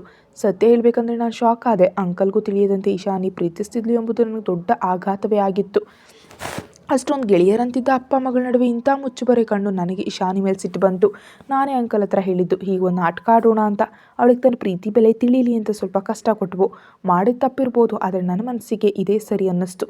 ಇಶಾನಿ, ನಾನು ಅಂಕಲ್ ಹತ್ರ ಮಾಡಿಸಿದ ತಪ್ಪು ಅಂತ ನಿನಗೆ ಅನ್ನಿಸ್ತಿದೆಯೇ? ಕಣ್ಣೀರಾಗ್ತಾ ಇಲ್ಲ ಅಂತ ತಲೆಯಾಡಿಸಿದ ಮಾತ್ರ ಅವಳಿಗೆ ಮತ್ತು ಏಬಲ್ಗೆ ಸಾಧ್ಯ ಆಯಿತು. ವಿಕ್ಕಿ ನೇರವಾಗಿ ದೀಕ್ಷಾಳ ಹತ್ರ ಹೋಗಿ ಅವಳ ಕೈ ಹಿಡ್ಕೊಂಡ. ಆಂಟಿಗೆ ನನ್ನ ಮೇಲೆ ಸಿಟ್ಟು ಬಂದಿರ್ಬೋದು, ನಿಮ್ಮ ಗಂಡನ ಹತ್ರ ಇಂಥ ನಾಟಕ ಮಾಡಿಸಿದ್ದಕ್ಕೆ, ಅಥವಾ ಅವ್ರ ಮನಸ್ಸಿನಲ್ಲಿದ್ದನ್ನೇ ಹೆಂಡತಿಯಾದ ನಿಮ್ಮ ಹತ್ರ ಹೇಳೋದಕ್ಕೆ ಬಿಡದಿದ್ದಕ್ಕೆ. ಆದರೆ ಆಂಟಿ, ನೀವೊಂದು ಯೋಚಿಸಬೇಕು. ವಿಕ್ರಮ್ ಎಂಬ ಅಪ್ಪ ಮತ್ತು ಇಶಾನಿ ಎಂಬ ಮಗಳ ನಡುವಿನ ಬಾಂಧವ್ಯ ಬೇರೆಯವರಿಗಿಂತ ನಿಮಗೆ ಚೆನ್ನಾಗಿ ಗೊತ್ತು. ಅಂಥದ್ರಲ್ಲಿ ವಿಕ್ರಮ್ ಅವ್ರ ಮನಸ್ಸು ಎಷ್ಟು ನೊಂದಿರ್ಬೋದು ಅಂತ ನೀವು ನೋಡಲೇ ಇಲ್ಲ. ಬದಲಾಗಿ ಮಗಳ ಬೇಸರವನ್ನಷ್ಟೇ ನೋಡಿದ್ರಿ. ನಾನೊಂದು ಕೇಳಲೆ, ನನ್ನ ಸ್ಥಾನದಲ್ಲಿ ಬೇರೆ ಯಾರಾದರೂ ಇದ್ದು ಮಾತು ಮುರಿದು ಹೋದಾಗ ಹುಡುಗನ ಕಡೆಯವ್ರ ಮುಂದೆ ತಲೆ ತಗ್ಸಿ ನಿಲ್ಲಬೇಕಾದ ವಿಕ್ರಮ್ ಅವ್ರ ಪರಿಸ್ಥಿತಿಯನ್ನು ನೀವು ಕಲ್ಪಿಸ್ಕೊಳ್ಬಲ್ಲಿರಾ? ಗಂಡ ಯಾರ ಮುಂದೆ ತಲೆ ತಗ್ಸಿದ್ರು ಪರವಾಗಿಲ್ಲ, ಮಗಳಿಷ್ಟ ನೆರವೇರಲಿ ಅಂತ ನೀವು ಯೋಚಿಸ್ತೀರಾ? ಹೇಳಿ. ಈಗ ನೀವಿಬ್ಬರು ಒಂದು ರೂಮ್ನಲ್ಲಿ ಅವರಿಬ್ಬರು ಮಾತಾಡ್ತಿರೋದನ್ನು ಕೇಳಿದ್ದಕ್ಕೆ ಅಲ್ವಾ ವಿಷಯ ಗೊತ್ತಾಗಿದ್ದು? ಹಾಗೇನಾದರೂ ನೀವು ಕೇಳಿಸ್ಕೊಳ್ತಿದ್ದರೆ ಇಶಾನಿ ಇಂದಿಗೂ ನಿಮ್ಮ ಮುಂದೆ ನಾಟಕ ಆಡ್ತಿದ್ಲು, ನನಗೆ ವಿಕ್ಕಿಯವ್ರನ್ನೇ ಮದುವೆ ಆಗೋದಕ್ಕೆ ಇಷ್ಟ ಅಂತ. ಆ ಮದುವೆ ನಡೀತಿತ್ತು ಕೂಡ. ನಂತರ ಇಷ್ಟ ಇಲ್ಲದವನ ಜೊತೆ ಇಡೀ ಜೀವನ ನಾಟಕ ಮಾಡಬೇಕಾಗ್ತಿತ್ತು ಅಲ್ವಾ? ಅದಕ್ಕೆ ಕಾರಣ ಯಾರು? ವಿಕ್ರಮ್ ಅಂಕಲ್ ಅಥವಾ ದೀಕ್ಷಾ ಆಂಟಿನಾ? ಅಲ್ಲ, ಇಶಾನಿ ಕಾರಣ. ಹೇಳೋದಕ್ಕೆ ಅವಳಿಗಿದ್ದ ಸಂಕೋಚ, ಅಪ್ಪ ಬೇಸರ ಮಾಡ್ಕೊಳ್ತಾರೆ ಎಂಬ ಅವಳ ಅನಿಸಿಕೆ. ಅಪ್ಪ ಅಷ್ಟೊಂದು ಸ್ವಾತಂತ್ರ್ಯ ಕೊಟ್ಟರು ಅವಳು ಹೇಳಿಲ್ಲ. ಇವೆಲ್ಲವನ್ನು ನಾನು ಯಾರನ್ನು ದೂಷಿಸಲು ಅಥವಾ ವಿಕ್ರಮ್ ಅಂಕಲ್ ಒಬ್ಬರೇ ಒಳ್ಳೆಯವರು ಅಂತ ಹೇಳೋದು ಕೇಳ್ತಿಲ್ಲ. ಸತ್ಯ ಇದು. ಅಂದು ನಡೆಸಿದ ಹಾದಿಯನ್ನು ತಿರುಗಿ ನೋಡಿದ್ರೆ ನಿಮಗೆ ತಿಳಿಯುತ್ತೆ, ವಿಕ್ರಮ್ ಅವ್ರು ಯಾವಾಗಲೂ ದೀಕ್ಷಾಳ ಇಷ್ಟಗಳಿಗೆ ಪ್ರಾಮುಖ್ಯತೆ ನೀಡಿದ್ದಾರೆ ಅಂತ. ದೀಕ್ಷಾ ಇಲ್ಲದೆ ಬೆಂದು ಹೋದ ವಿಕ್ರಮ್ ಅವ್ರನ್ನ ನಾನು ನೋಡಿದ್ದೀನಿ. ನಿಮ್ಮ ಓಟಕ್ಕೆ ಅಂಕಲ್ ಅವರೇ ಕಾರಣ ಅಂತ ತಿಳಿದಿದ್ರು ಅವ್ರು ನಿಮ್ಮನ್ನು ಎಷ್ಟು ಪ್ರೀತಿಸ್ತಾರೆ ಎಂಬುದು ನಮಗೆ ಗೊತ್ತು. ಅಂದು ನೀವು ಸಿಕ್ಕಾಗ ಮೊದಲು ನಿಮಗೆ ಅವರ ಮೇಲೆ ಅಸಹ್ಯ ಇತ್ತಲ್ಲ, ಆ ಸಮಯದಲ್ಲಿ ಅಪ್ಪನಿಗೆ ಫೋನ್ ಮಾಡಿದ ಅಂಕಲ್ ಹೇಳಿದ ಮಾತು ನನಗೆ ಇಂದಿಗೂ ನೆನಪಿದೆ. ನಾನು ದೀಕ್ಷಾಳನ್ನು ನೋಡಿದೆ ಹರಿ, ಅಸಹ್ಯದಿಂದ ಆದರೂ ಅವಳು ನನ್ನನ್ನೊಮ್ಮೆ ನೋಡ್ತಿದ್ದಾಳೆ, ಅದು ಸಾಕು ನನಗೆ ಅಂತ ಹೇಳಿದರು. ಅವ್ರು ಮತ್ತೇನು ಹೇಳೋದಕ್ಕೆ ಹೋದಾಗ, ವಿಕ್ಕಿ ಸಾಕು ಹೇಳಿ ಹೇಳಿ ನನ್ನನ್ನು ನೀನೇನೋ ದೊಡ್ಡ ಪುಣ್ಯಾತ್ಮ ಮಾಡಬೇಡ. ವಿಕ್ರಮ್ ಯಾರು ಮತ್ತು ಹೇಗಿದ್ದಾರೆ ಅಂತ ಅವಳಿಗೆ ಚೆನ್ನಾಗಿ ಗೊತ್ತು. ಅವಳಿಗೆ ನನ್ನ ಬಗ್ಗೆ ನೀನು ವಿವರಣೆ ನೀಡಬೇಕಿಲ್ಲ. ಈ ವಿಷಯವನ್ನು ಇಲ್ಲಿಗೆ ಬಿಡೋಣ. ಎಲ್ಲರೂ ಅಂದ್ಕೊಂಡಂತೆ ಸಂತೋಷವಾಗಿ ಮುಗಿತಲ್ಲ, ಅದು ಸಾಕು. ಅಷ್ಟು ಹೇಳಿ ವಿಕ್ರಮ್ ದೀಕ್ಷಾಳ ಮುಂದೆ ಬಂದು ನಿಂತರು. ದೀಕ್ಷಾ, ನನ್ನ ಅರ್ಧ ಭಾಗವಾದ ನಿನ್ನ ಹತ್ರ ಮನಸ್ಸಿನ ವಿಷಯ ಮುಚ್ಚಿಟ್ಟಿದ್ದು ತಪ್ಪು. ಆದರೆ ಮನಸ್ಸಲ್ಲಿ ಒಂದು ಬೇಸರ ಇದೆ. ಒಂದು ಮಾತು ನೀನು ನನ್ನ ಪರವಾಗಿ ಹೇಳಿಲ್ವಲ್ಲ ಅಂತ. ವಿಕ್ಕಿ ಹೇಳಿದಂತೆ ತಾಯಂದಿರಿಗೆ ಮಕ್ಕಳ ಮೇಲೆ ಪ್ರೀತಿ ಹೆಚ್ಚಲ್ವೇ? ಹಾಗಾಗಿರಬಹುದು. ಕೆಲವು ದಿನ ನನ್ನಿಂದಾಗಿ ನಿನಗೆ ಬೇಸರ ಆಯಿತು, ಕ್ಷಮಿಸು ಅಂತ ವಿಕ್ರಮ್ ದೀಕ್ಷಾಳ ಮುಂದೆ ಕೈ ಮುಗಿದು ಹೇಳಿದಾಗ ಅವಳು ಬಿಕ್ಕಳಿಸಿ ಎತ್ತಲು. ಕಣ್ಣೀರು ಬಂದರು, ಅದನ್ನು ಹೊರಗೆ ಚೆಲ್ಲಲು ಬಿಡಲಿಲ್ಲ. ತಕ್ಷಣ ಮೂವರು ಮಕ್ಕಳು ಓಡಿ ಬಂದು ವಿಕ್ರಮ್ ಅವ್ರನ್ನ ಅಪ್ಕೊಂಡ್ರು. ಅಪ್ಪ ಥ್ಯಾಂಕ್ ಯು ಅಪ್ಪ, ನಮ್ಮಪ್ಪ ಸೂಪರ್, ನಮ್ಗೆ ನಂಬಿಕೆ ಇತ್ತು ಅಪ್ಪ ಅಕ್ಕನಿಗೆ ಏಬಲ್ ಕೊಡ್ತಾರೆ ಅಂತ. ವಿಕ್ರಮ್ ಮೂವರನ್ನ ಅಪ್ಕೊಂಡ್ರು. ನಿಮ್ಮ ಅಕ್ಕನ ಸಂತೋಷವೇ ಅಪ್ಪನಿಗೆ ದೊಡ್ಡದಲ್ವಾ? ಅದನ್ನು ಕಾಣದಂತೆ ನಟಿಸೋದಕ್ಕೆ ಅಪ್ಪನಿಗೆ ಸಾಧ್ಯವೇ? ಅಪ್ಪ ಸ್ವಲ್ಪ ಕಟುವಾಗಿದ್ರು ಒಳ್ಳೆಯವನೇ? ಸ್ವಲ್ಪ ಅಲ್ಲ ಅಪ್ಪ, ತುಂಬ ಒಳ್ಳೆಯವರು, ಈ ಪ್ರಪಂಚದ ಬೆಸ್ಟ್ ಡ್ಯಾಡ್. ಆಹಾ, ಅದು ಸ್ವಲ್ಪ ಹೆಚ್ಚಾಯ್ತೇನೋ ಅಕ್ಕು ಅಂತ ಹರಿ ಹೇಳಿದರು. ವಿಕ್ರಮ್ ಮತ್ತು ಇಶಾನಿ ಮತ್ತು ಏಬಲ್ ಹತ್ರ ಹೋದರು. ಇಬ್ಬರು ಇನ್ನೂ ಸಂಕಟದಲ್ಲೇ ನಿಂತಿದ್ರು. ಏನಪ್ಪ ನನ್ನ ಮಕ್ಕಳ ಬೇಸರ ಇನ್ನೂ ಹೋಗಿಲ್ವೇ? ಇನ್ನು ಬೇಸರ ಬೇಡ, ಎಲ್ಲ ಮುಗೀತು. ಈಗಿಬ್ರು ನಗ್ತಾ ಅಪ್ಪನ ಈ 2 ಕೆನ್ನೆಗಳಿಗೆ ಒಂದೊಂದು ಮುತ್ತು ಕೊಡಿ ಅಪ್ಪ ಅಂತ ಕಣ್ಣೀರು ಮತ್ತು ನಗೆಯೊಂದಿಗೆ ಅವರಿಬ್ಬರು ವಿಕ್ರಮ್ ಅವ್ರ ಕೆನ್ನೆಗೆ ಮುತ್ತಿಟ್ರು. ಅದು ಅವ್ರಿಗೆ ಸಾಕಿತ್ತು. ಅಲ್ಲ, ಊಟ ಮಾಡಬೇಕಲ್ಲ, ಎಲ್ಲರೂ ಬೇಗ ಬನ್ನಿ, ನಾನು 4 ಗಂಟೆಗೆ ಹೋಗಬೇಕು. 4 ಗಂಟೆಗಾ? ಎಲ್ಲಿಗಪ್ಪ? 3 ದಿನ ಕಾಶ್ಮೀರದಲ್ಲಿ ಒಂದು ಬಿಸ್ನೆಸ್ ಮೀಟಿಂಗ್ ಇದೆ. ಕಾಶ್ಮೀರ? ವಾವ್, ಎಲ್ಲಿ? ಅಲ್ಲಿ ಏನಿದೆ ಅಪ್ಪ? ನಾವು ಹೊಸದಾಗಿ ಮಾರುಕಟ್ಟೆಗೆ ಬಿಡ್ತಿರೋ ಬ್ಯೂಟಿ ಪ್ರಾಡಕ್ಟ್ಗೆ ಕಾಶ್ಮೀರದ ಕೇಸರಿ ಬೇಕು. ಅದಕ್ಕಾಗಿ ಅಲ್ಲಿನ ಹೋಲ್ಸೇಲ್ ಡಿಸ್ಟ್ರಿಬ್ಯೂಟರ್ಗಳನ್ನ ಭೇಟಿ ಮಾಡಬೇಕು. ಹಾಗಿದ್ರೆ ಈಗ ಬೇಗ ಊಟ ಮಾಡೋ ಕಾರ್ಯಕ್ರಮ ಮಾಡೋಣ ಅಲ್ವಾ? ಬಾ ಹರಿ, ಇಂದು ನಾವೇ ಎಲ್ಲವನ್ನ ಸಿದ್ಧಪಡಿಸಿ ಟೇಬಲ್ ಮೇಲೆ ಇಡೋಣ ಅಂತ ಹೇಳಿ ಹರಿ, ವಿಕ್ಕಿ ಮತ್ತು ಏಬಲ್ನನ್ನು ಕರ್ಕೊಂಡು ವಿಕ್ರಮ್ ಅಡುಗೆ ಮನೆಗೆ ಹೋದರು. ವಿಕ್ರಮ್ ಹೋಗ್ತಾರೆ ಅಂದಾಗಿನಿಂದ ದೀಕ್ಷಾಳಿ ಒಂದು ರೀತಿ ಚಡಪಡಿಕೆ. ಎಲ್ಲ ಜೊತೆ ಕೂತು ಊಟ ಮಾಡಿದ್ರು ಗಂಟಲೆಲ್ಲ ಆಹಾರ ಇಳಿತಿರ್ಲಿಲ್ಲ. ಬೇಗ ಊಟ ಮಾಡಿ ಅವಳೆದ್ಲು. ಏನಮ್ಮ ದೀಕ್ಷಾ, ನೀನೇನು ತಿನ್ನಲಿಲ್ವಲ್ಲ ಅಂತ ವಿಕ್ಕಿ ಅಮ್ಮ ಕೇಳಿದ್ರು. ತುಂಬ ತಲೆನೋವಿದೆ ಅಕ್ಕ, ನಾನು ಸ್ವಲ್ಪ ಮಲಗ್ತೀನಿ ಅಂತ ಹೇಳಿ ಅವಳು ಪ್ಲೇಟ್ ತೊಗೊಂಡು ಅಡುಗೆ ಮನೆಗೆ ಹೋದ್ಲು. ಪಾಪ ತುಂಬ ಬೇಸರ ಆಗಿದೆ ಅನಿಸುತ್ತೆ ವಿಕ್ಕಿ, ನೀನು ವಿಕ್ರಮ್ ಅವ್ರ ಹತ್ರ ನಾಟಕ ಮಾಡಿಸಿ ಅತಿ ಹೆಚ್ಚು ನೋಯಿಸಿದ್ದು ದೀಕ್ಷಾಳನ್ನು. ಏನೇ ಕಾರಣ ಕೊಟ್ಟರು ತನ್ನಿಂದ ಎಲ್ಲವನ್ನ ಮುಚ್ಚಿಟ್ಟು ಇಷ್ಟು ದಿನ ಅವಳನ್ನ ದಡ್ಡನಾಗಿ ಮಾಡಿದ್ದು ಅವಳಿಗೆ ತುಂಬ ನೋವು ತಂದಿದೆ. ವಿಕ್ಕಿ ಮುಖದಲ್ಲಿ ಬೇಸರ ತುಂಬಿದ್ದನ್ನು ವಿಕ್ರಮ್ ಕಂಡ. ಹೇ ಸಾಕು, ಇನ್ನವನನ್ನು ಯಾರೂ ದೂಷಿಸಬೇಡಿ, ಅವಳು ನನ್ನವಳು. ಅವಳು ಸಿಟ್ಟು ಬೇಸರ ಎಷ್ಟಿರುತ್ತೆ ಅಂತ ನನಗೆ ಗೊತ್ತು. ಅದನ್ನು ಹೋಗಲಾಡಿಸೋದು ನನ್ನ ಜವಾಬ್ದಾರಿ. ಸುಮ್ಮನೆ ಅವನನ್ನು ಯಾರೂ ಬೈಬೇಡಿ ಅಷ್ಟು ಹೇಳಿ ತಿರುಗಿ ನೋಡಿದಾಗ ಇನ್ನೂ ಕೂಡ ಒಬ್ರಿಗೊಬ್ರು ಮಾತಾಡದೆ ದೂರ ನಿಂತಿದ್ದ ಏಬಲ್ ಮತ್ತು ಇಶಾನಿಯನ್ನು ವಿಕ್ರಮ್ ಕಂಡ್ರು. ವಿಕ್ರಮ್ ಅವ್ರ ಹತ್ರ ಹೋದರು. ಯಾಕಪ್ಪ, ನನ್ನ ಮಕ್ಳಿಗೆ ಇನ್ನೂ ಸಂಕಟ, ಇನ್ನು ಮುಂದೆ ನೀವು ಹೀಗೆ ದೂರ ಇರಬಾರ್ದು. ಜೀವನದ ಕೊನೆವರೆಗೂ ಜೊತೆಯಾಗಿ ಸಾಗಬೇಕಾದವ್ರು ನೀವು. ಹಾಗಾಗಿ ಇನ್ನು ಪ್ರೀತಿಯನ್ನು ಮನಸ್ಸಿನಲ್ಲಿ ಇಟ್ಕೊಂಡು ಓಡಾಡಬೇಡಿ. ಇಶಾನಿ ಏಬಲ್ನವಳು, ಏಬಲ್ ಇಶಾನಿಗೆ ಸೇರಿದವನು. ಮನಸ್ಸು ಬಿಚ್ಚಿ ಪ್ರೀತಿಸಿ ಮಕ್ಕಳೇ ಅಂತ ಹೇಳಿ ವಿಕ್ರಮ್ ಅವ್ರ ಕೈಗಳನ್ನ ಜೋಡಿಸಿದ್ರು. ಅಪ್ಪ, ಹಾಗಿದ್ರೆ ನಾವು ಮನಸ್ಸು ಬಿಚ್ಚಿ ಪ್ರೀತಿಸಬಹುದೇ ಅಂತ ಮಕ್ಕಳು ಕೇಳಿದಾಗ ವಿಕ್ರಮ್ ಕಣ್ಣು ಕಿರಿದು ಮಾಡಿ ನೋಡಿದ್ರು. ನಿಮ್ಮ ತಲೆ ಮೇಲಿನ ಮೊಟ್ಟೆ ಹೊಡೆದ ಮೇಲೆ ಅಪ್ಪ ಹೇಳ್ತೇನೆ, ಆಗ ಪ್ರೀತಿಸೋರಂತೆ. ಸದ್ಯಕ್ಕೆ ಹೋಗಿ ಮಲಗಿ, ಇಲ್ದಿದ್ದರೆ ಈಗಲೇ ನಿಮ್ಮನ್ನು ಪ್ರೇಮಿಸುವಂತೆ ಮಾಡ್ತೀನಿ. ಅಯ್ಯೋ ಬೇಡ, ನಾವು ಹೋದ್ವು. ನಮ್ಮ ಅಕ್ಕನಿಗೆ ಏಬಲಣ್ಣ ಸಿಕ್ಕರಲ್ಲ, ಅಷ್ಟೇ ಸಾಕು ಅಪ್ಪ, ನಮಗೆ ಆ ಸಂತೋಷ ಸಾಕು. ಸರಿ, ನಾವು ಮಲ್ಗೋದಕ್ಕೆ ಹೋಗ್ತೀವಿ. ಅಪ್ಪ ಕಾಶ್ಮೀರದಿಂದ ಬಂದ ಮೇಲೆ ನೋಡೋಣ ಅಂತ ವಿಕ್ರಮನ್ನು ಅಪ್ಕೊಂಡು ಮುದ್ದು ನೀಡಿ ಮೂವರು ರೂಮಿಗೆ ಹೋದರು. ವಿಕ್ರಮ್, ನಿನಗೆ ಈ ರಾತ್ರಿಯೇ ಹೋಗಬೇಕಾ? ನಾಳೆ ಹೋದ್ರಾಗಲ್ವಾ? ಆಗಲ್ಲ ಹರಿ, ನಾಳೆ ಸಂಜೆ ನಾನು ಅಮೆರಿಕಕ್ಕೆ ಹೋಗಬೇಕು. ಅದಕ್ಕೆ ಸ್ವಲ್ಪ ತಯಾರಿ ಇದೆ, ಸೊ ಹೋಗಲೇಬೇಕು. ಸರಿ ಬಿಡು, ನಾನು ಒತ್ತಾಯ ಮಾಡೋದಿಲ್ಲ. ನೀವು ಹೊರಡ್ತೀರಲ್ಲ, ನಾನು ದೀಕ್ಷಾಳನ್ನು ಕರಿತೀನಿ. ಬೇಡ ಹರಿ, ಅವಳು ಮಲಗಲಿ, ತಲೆನೋವು ಅಂದ್ಲಲ್ಲ. ಸರಿ, ನಾವು ಹೊರಡ್ತೀವಿ ಮಕ್ಕಳೇ, ಹೋಗಿ ಬರ್ತೀವಿ ಅಂತ ಹರಿ ಇಶಾನಿ ಮತ್ತು ಏಬಲ್ನನ್ನು ನೋಡಿ ಹೇಳಿದರು. ಅವ್ರು ನಗ್ನಗ್ತಾ ತಲೆ ಆಡಿಸಿದ್ರು. ಅವ್ರು ಹೋದ್ಮೇಲೆ ಇಶಾನಿ ಮತ್ತು ಏಬಲ್ಗೆ ಮಾತಾಡೋದು ಬಿಟ್ಟು ವಿಕ್ರಮ್ ರೂಮಿಗೆ ಹೋದರು. ಇಶಾನಿ ಮತ್ತು ಏಬಲ್ ಹಾಲ್ನಲ್ಲಿ ಸೋಫಾದಲ್ಲಿ ಕೂತರು. ಇಶಾನಿ ಏಬಲ್ನ ಹೆಗಲ ಮೇಲೆ ತಲೆ ಇಟ್ಟು ಕೂತಲು. ಅವನ ಕೈಗಳು ಅವಳ ತಲೆಯನ್ನು ಮೆಲ್ಲನೆ ಸವರ್ತಿದ್ವು. ಇಬ್ಬರಿಗೂ ಏನು ಮಾತಾಡಬೇಕಂತ ತಿಳಿತಿರಲಿಲ್ಲ. ಅದು ಮೌನವೇ ಸಂಭಾಷಣೆ ನಡೆಸ್ತಿದ್ದ ಕ್ಷಣಗಳಾಗಿದ್ದವು. ವಿಕ್ರಮ್ ರೂಮಿಗೆ ಬಂದಾಗ ದೀಕ್ಷಾ ಬಾತ್ರೂಮ್ನಿಂದ ಫ್ರೆಶ್ ಆಗಿ ಹೊರ ಬರ್ತಿದ್ಲು. ಸಾಮಾನ್ಯವಾಗಿ ರಾತ್ರಿ ಹಾಕೋ ನೈಟಿ ಬದಲಿಗೆ ಅವಳು ಎಲ್ಲೋ ಹೊರಡುವವಳಂತೆ ಒಳ್ಳೆ ಬಟ್ಟೆ ಹಾಕಿದ್ಲು. ಆದರೂ ವಿಕ್ರಮ್ ಏನೂ ಕೇಳಲಿಲ್ಲ. ಅವಳನ್ನು ಒಮ್ಮೆ ನೋಡಿ ಅವರು ಕೂಡ ಫ್ರೆಶ್ ಆಗೋದಕ್ಕೆ ಹೋದರು. ಫ್ರೆಶ್ ಆಗಿ ಬಂದಾಗ ಅವಳು ಬೆಡ್ ಮೇಲೆ ಹೊರಗೆ ಕೂತಿರೋದು ಕಾಣ್ತು. ಅವಳನ್ನು ಒಮ್ಮೆ ನೋಡಿ ದೃಷ್ಟಿ ತಿರುಗಿಸಿದಾಗ ತಾನು ಕಾಶ್ಮೀರಕ್ಕೆ ಒಯ್ಯಲು ಸಿದ್ಧಪಡಿಸಿದ ಬ್ಯಾಗ್ ಪಕ್ಕದಲ್ಲಿ ಇನ್ನೊಂದು ಬ್ಯಾಗ್ ಇರೋದು ಕಾಣ್ತು. ವಿಕ್ರಮ್ ದೀಕ್ಷಾಳನ್ನು ನೋಡಿದ್ರು. ಅವಳು ಇನ್ನು ಮುಖ ಉಬ್ಬಿಸ್ಕೊಂಡೇ ಕೂತಿದ್ಲು. ಕೊನೆಗೆ ಮೌನ ಮುರಿದು ವಿಕ್ರಮ್ ಅವರೇ ಮಾತಾಡೋದಕ್ಕೆ ನಿರ್ಧರಿಸಿದ್ರು. ದೀಕ್ಷಾ, ಆ ಕಣ್ಣಿನ ನೋಟಕ್ಕೆ ವಿಕ್ರಮ್ ಸುಟ್ಟು ಹೋದರು. ಸಾಕ್ಷಾತ್ ಭದ್ರಕಾಳಿಯೇ ಎಂದು ವಿಕ್ರಮ್ ಮನಸ್ಸಲ್ಲಿ ಅಂದ್ಕೊಂಡ. ಇದೇ ನಮ್ಮ ದೀಕ್ಷಾ. ನಾನು ಬ್ಯಾಗ್ ಪಕ್ಕ ಇನ್ನೊಂದು ಬ್ಯಾಗ್, ನನಗೆ ಬೇಕಾದನ್ನೆಲ್ಲ ನಾನು ಮೊದಲು ತೆಗೆದಿಟ್ಟಿದ್ದೀನಲ್ಲ, ಆ ಬ್ಯಾಗ್ನಲ್ಲಿ ನಿಮಗೆ ಬೇಕಾದ ಸಾಮಾನುಗಳಿವೆ ಅಂತ ಯಾರು ಹೇಳಿದ್ರು? ಮತ್ತು ಅದು ನನಗೆ ಬೇಕಾದ ಸಾಮಾನುಗಳು. ನೀನೆಲ್ಲಿಗೆ? ಯಾಕೆ ನಾನು ಎಲ್ಲಿ ಹೋಗಬಾರ್ದಾ? ಯಾವಾಗಲೂ ವಿಕ್ರಮ್ ಅವರ ಸರಿಯಲ್ಲಿ ಇರಬೇಕಾ? ನಾನು ಹಾಗೆ ಹೇಳಿಲ್ವಲ್ಲ ದೀಕ್ಷಾ. ಈಗ ಬ್ಯಾಗ್ ರೆಡಿ ಮಾಡಿ ಎಲ್ಲಿ ಕೊಟ್ಟಿದ್ಯಾ ಅಂತ ತಾನೇ ಕೇಳಿದ್ದು? ಕಾಶ್ಮೀರಕ್ಕೆ. ಏನು? ಕಿವಿ ಕೇಳಿಸಲ್ವಾ? ಕಾಶ್ಮೀರಕ್ಕೆ ಅಂತ. ದೀಕ್ಷಾ, ನೀನು? ವಿಕ್ರಮ್ ಏನೋ ಹೇಳೋದಕ್ಕೆ ಹೋದಾಗ ಅವಳು ಕೈ ಎತ್ತಡದ್ಲು. ಹೆದರಬೇಡಿ, ನಾನು ಒಬ್ಬಳೇ ಹೋಗಲು ನಿರ್ಧರಿಸಿಲ್ಲ. ನಾನು ಎಲ್ಲಿಗೆ ಹೋದರೂ ನನ್ನ ನೆಮ್ಮದಿ ಕೆಡಿಸಲು ನೀವು ಬಂದೇ ಬರ್ತೀರಿ ಅಂತ ನನಗೆ ಗೊತ್ತು. ಅದಕ್ಕೆ ನಿಮ್ಮ ಜೊತೆಗೆ ಬರೋದು ನಿರ್ಧರಿಸಿದ್ದೀನಿ. ದೀಕ್ಷಾ, ನಾನು ಹೋಗ್ತಿರೋದು ಬಿಸ್ನೆಸ್ ಟ್ರಿಪ್ಗೆ. ಅದಕ್ಕೇನು? ನನಗೆ ಬರಲೇಬೇಕು, ನಾನು ಬರ್ತೀನಿ. ಈಗ ಫ್ಲೈಟ್ ಟಿಕೆಟ್ ಎಂತೆಲ್ಲ ಹೇಳಬೇಡಿ. ಮಹಾನ್ ವಿಕ್ರಮ್ ಅವರು ಮನಸ್ಸು ಮಾಡಿದ್ರೆ ಇದೆಲ್ಲ ಆರಾಮವಾಗುತ್ತೆ. ಎಲ್ಲವೂ ಹಾಗೆ ಅಲ್ವಾ?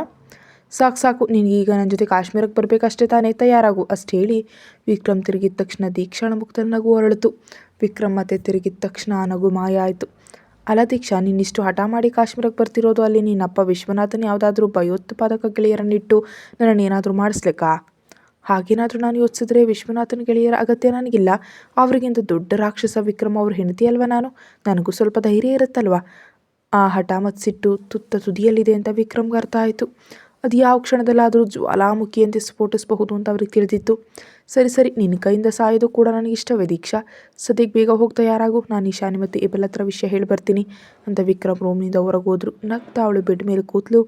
ಮನಸ್ಸು ಶಾಂತವಾಯಿತು. ನಾಳೆಯ ಮುಂಜಾನೆ ಮಂಜಿನ ಬೆಟ್ಟಗಳ ನಾಡಿನಲ್ಲಿ ತನ್ನ ಪ್ರಾಣ ಪ್ರಿಯನ ಜೊತೆ ನನ್ನನ್ನು ನೋಯಿಸಿದ್ದಕ್ಕೆ ಎಲ್ಲವನ್ನ ಸೇರಿಸಿ ನಿನಗೆ ಕೊಡ್ತೀನಿ ವಿಕ್ರಮ್ ಅವರೇ, ನೋಡ್ತಾ ಇರಿ.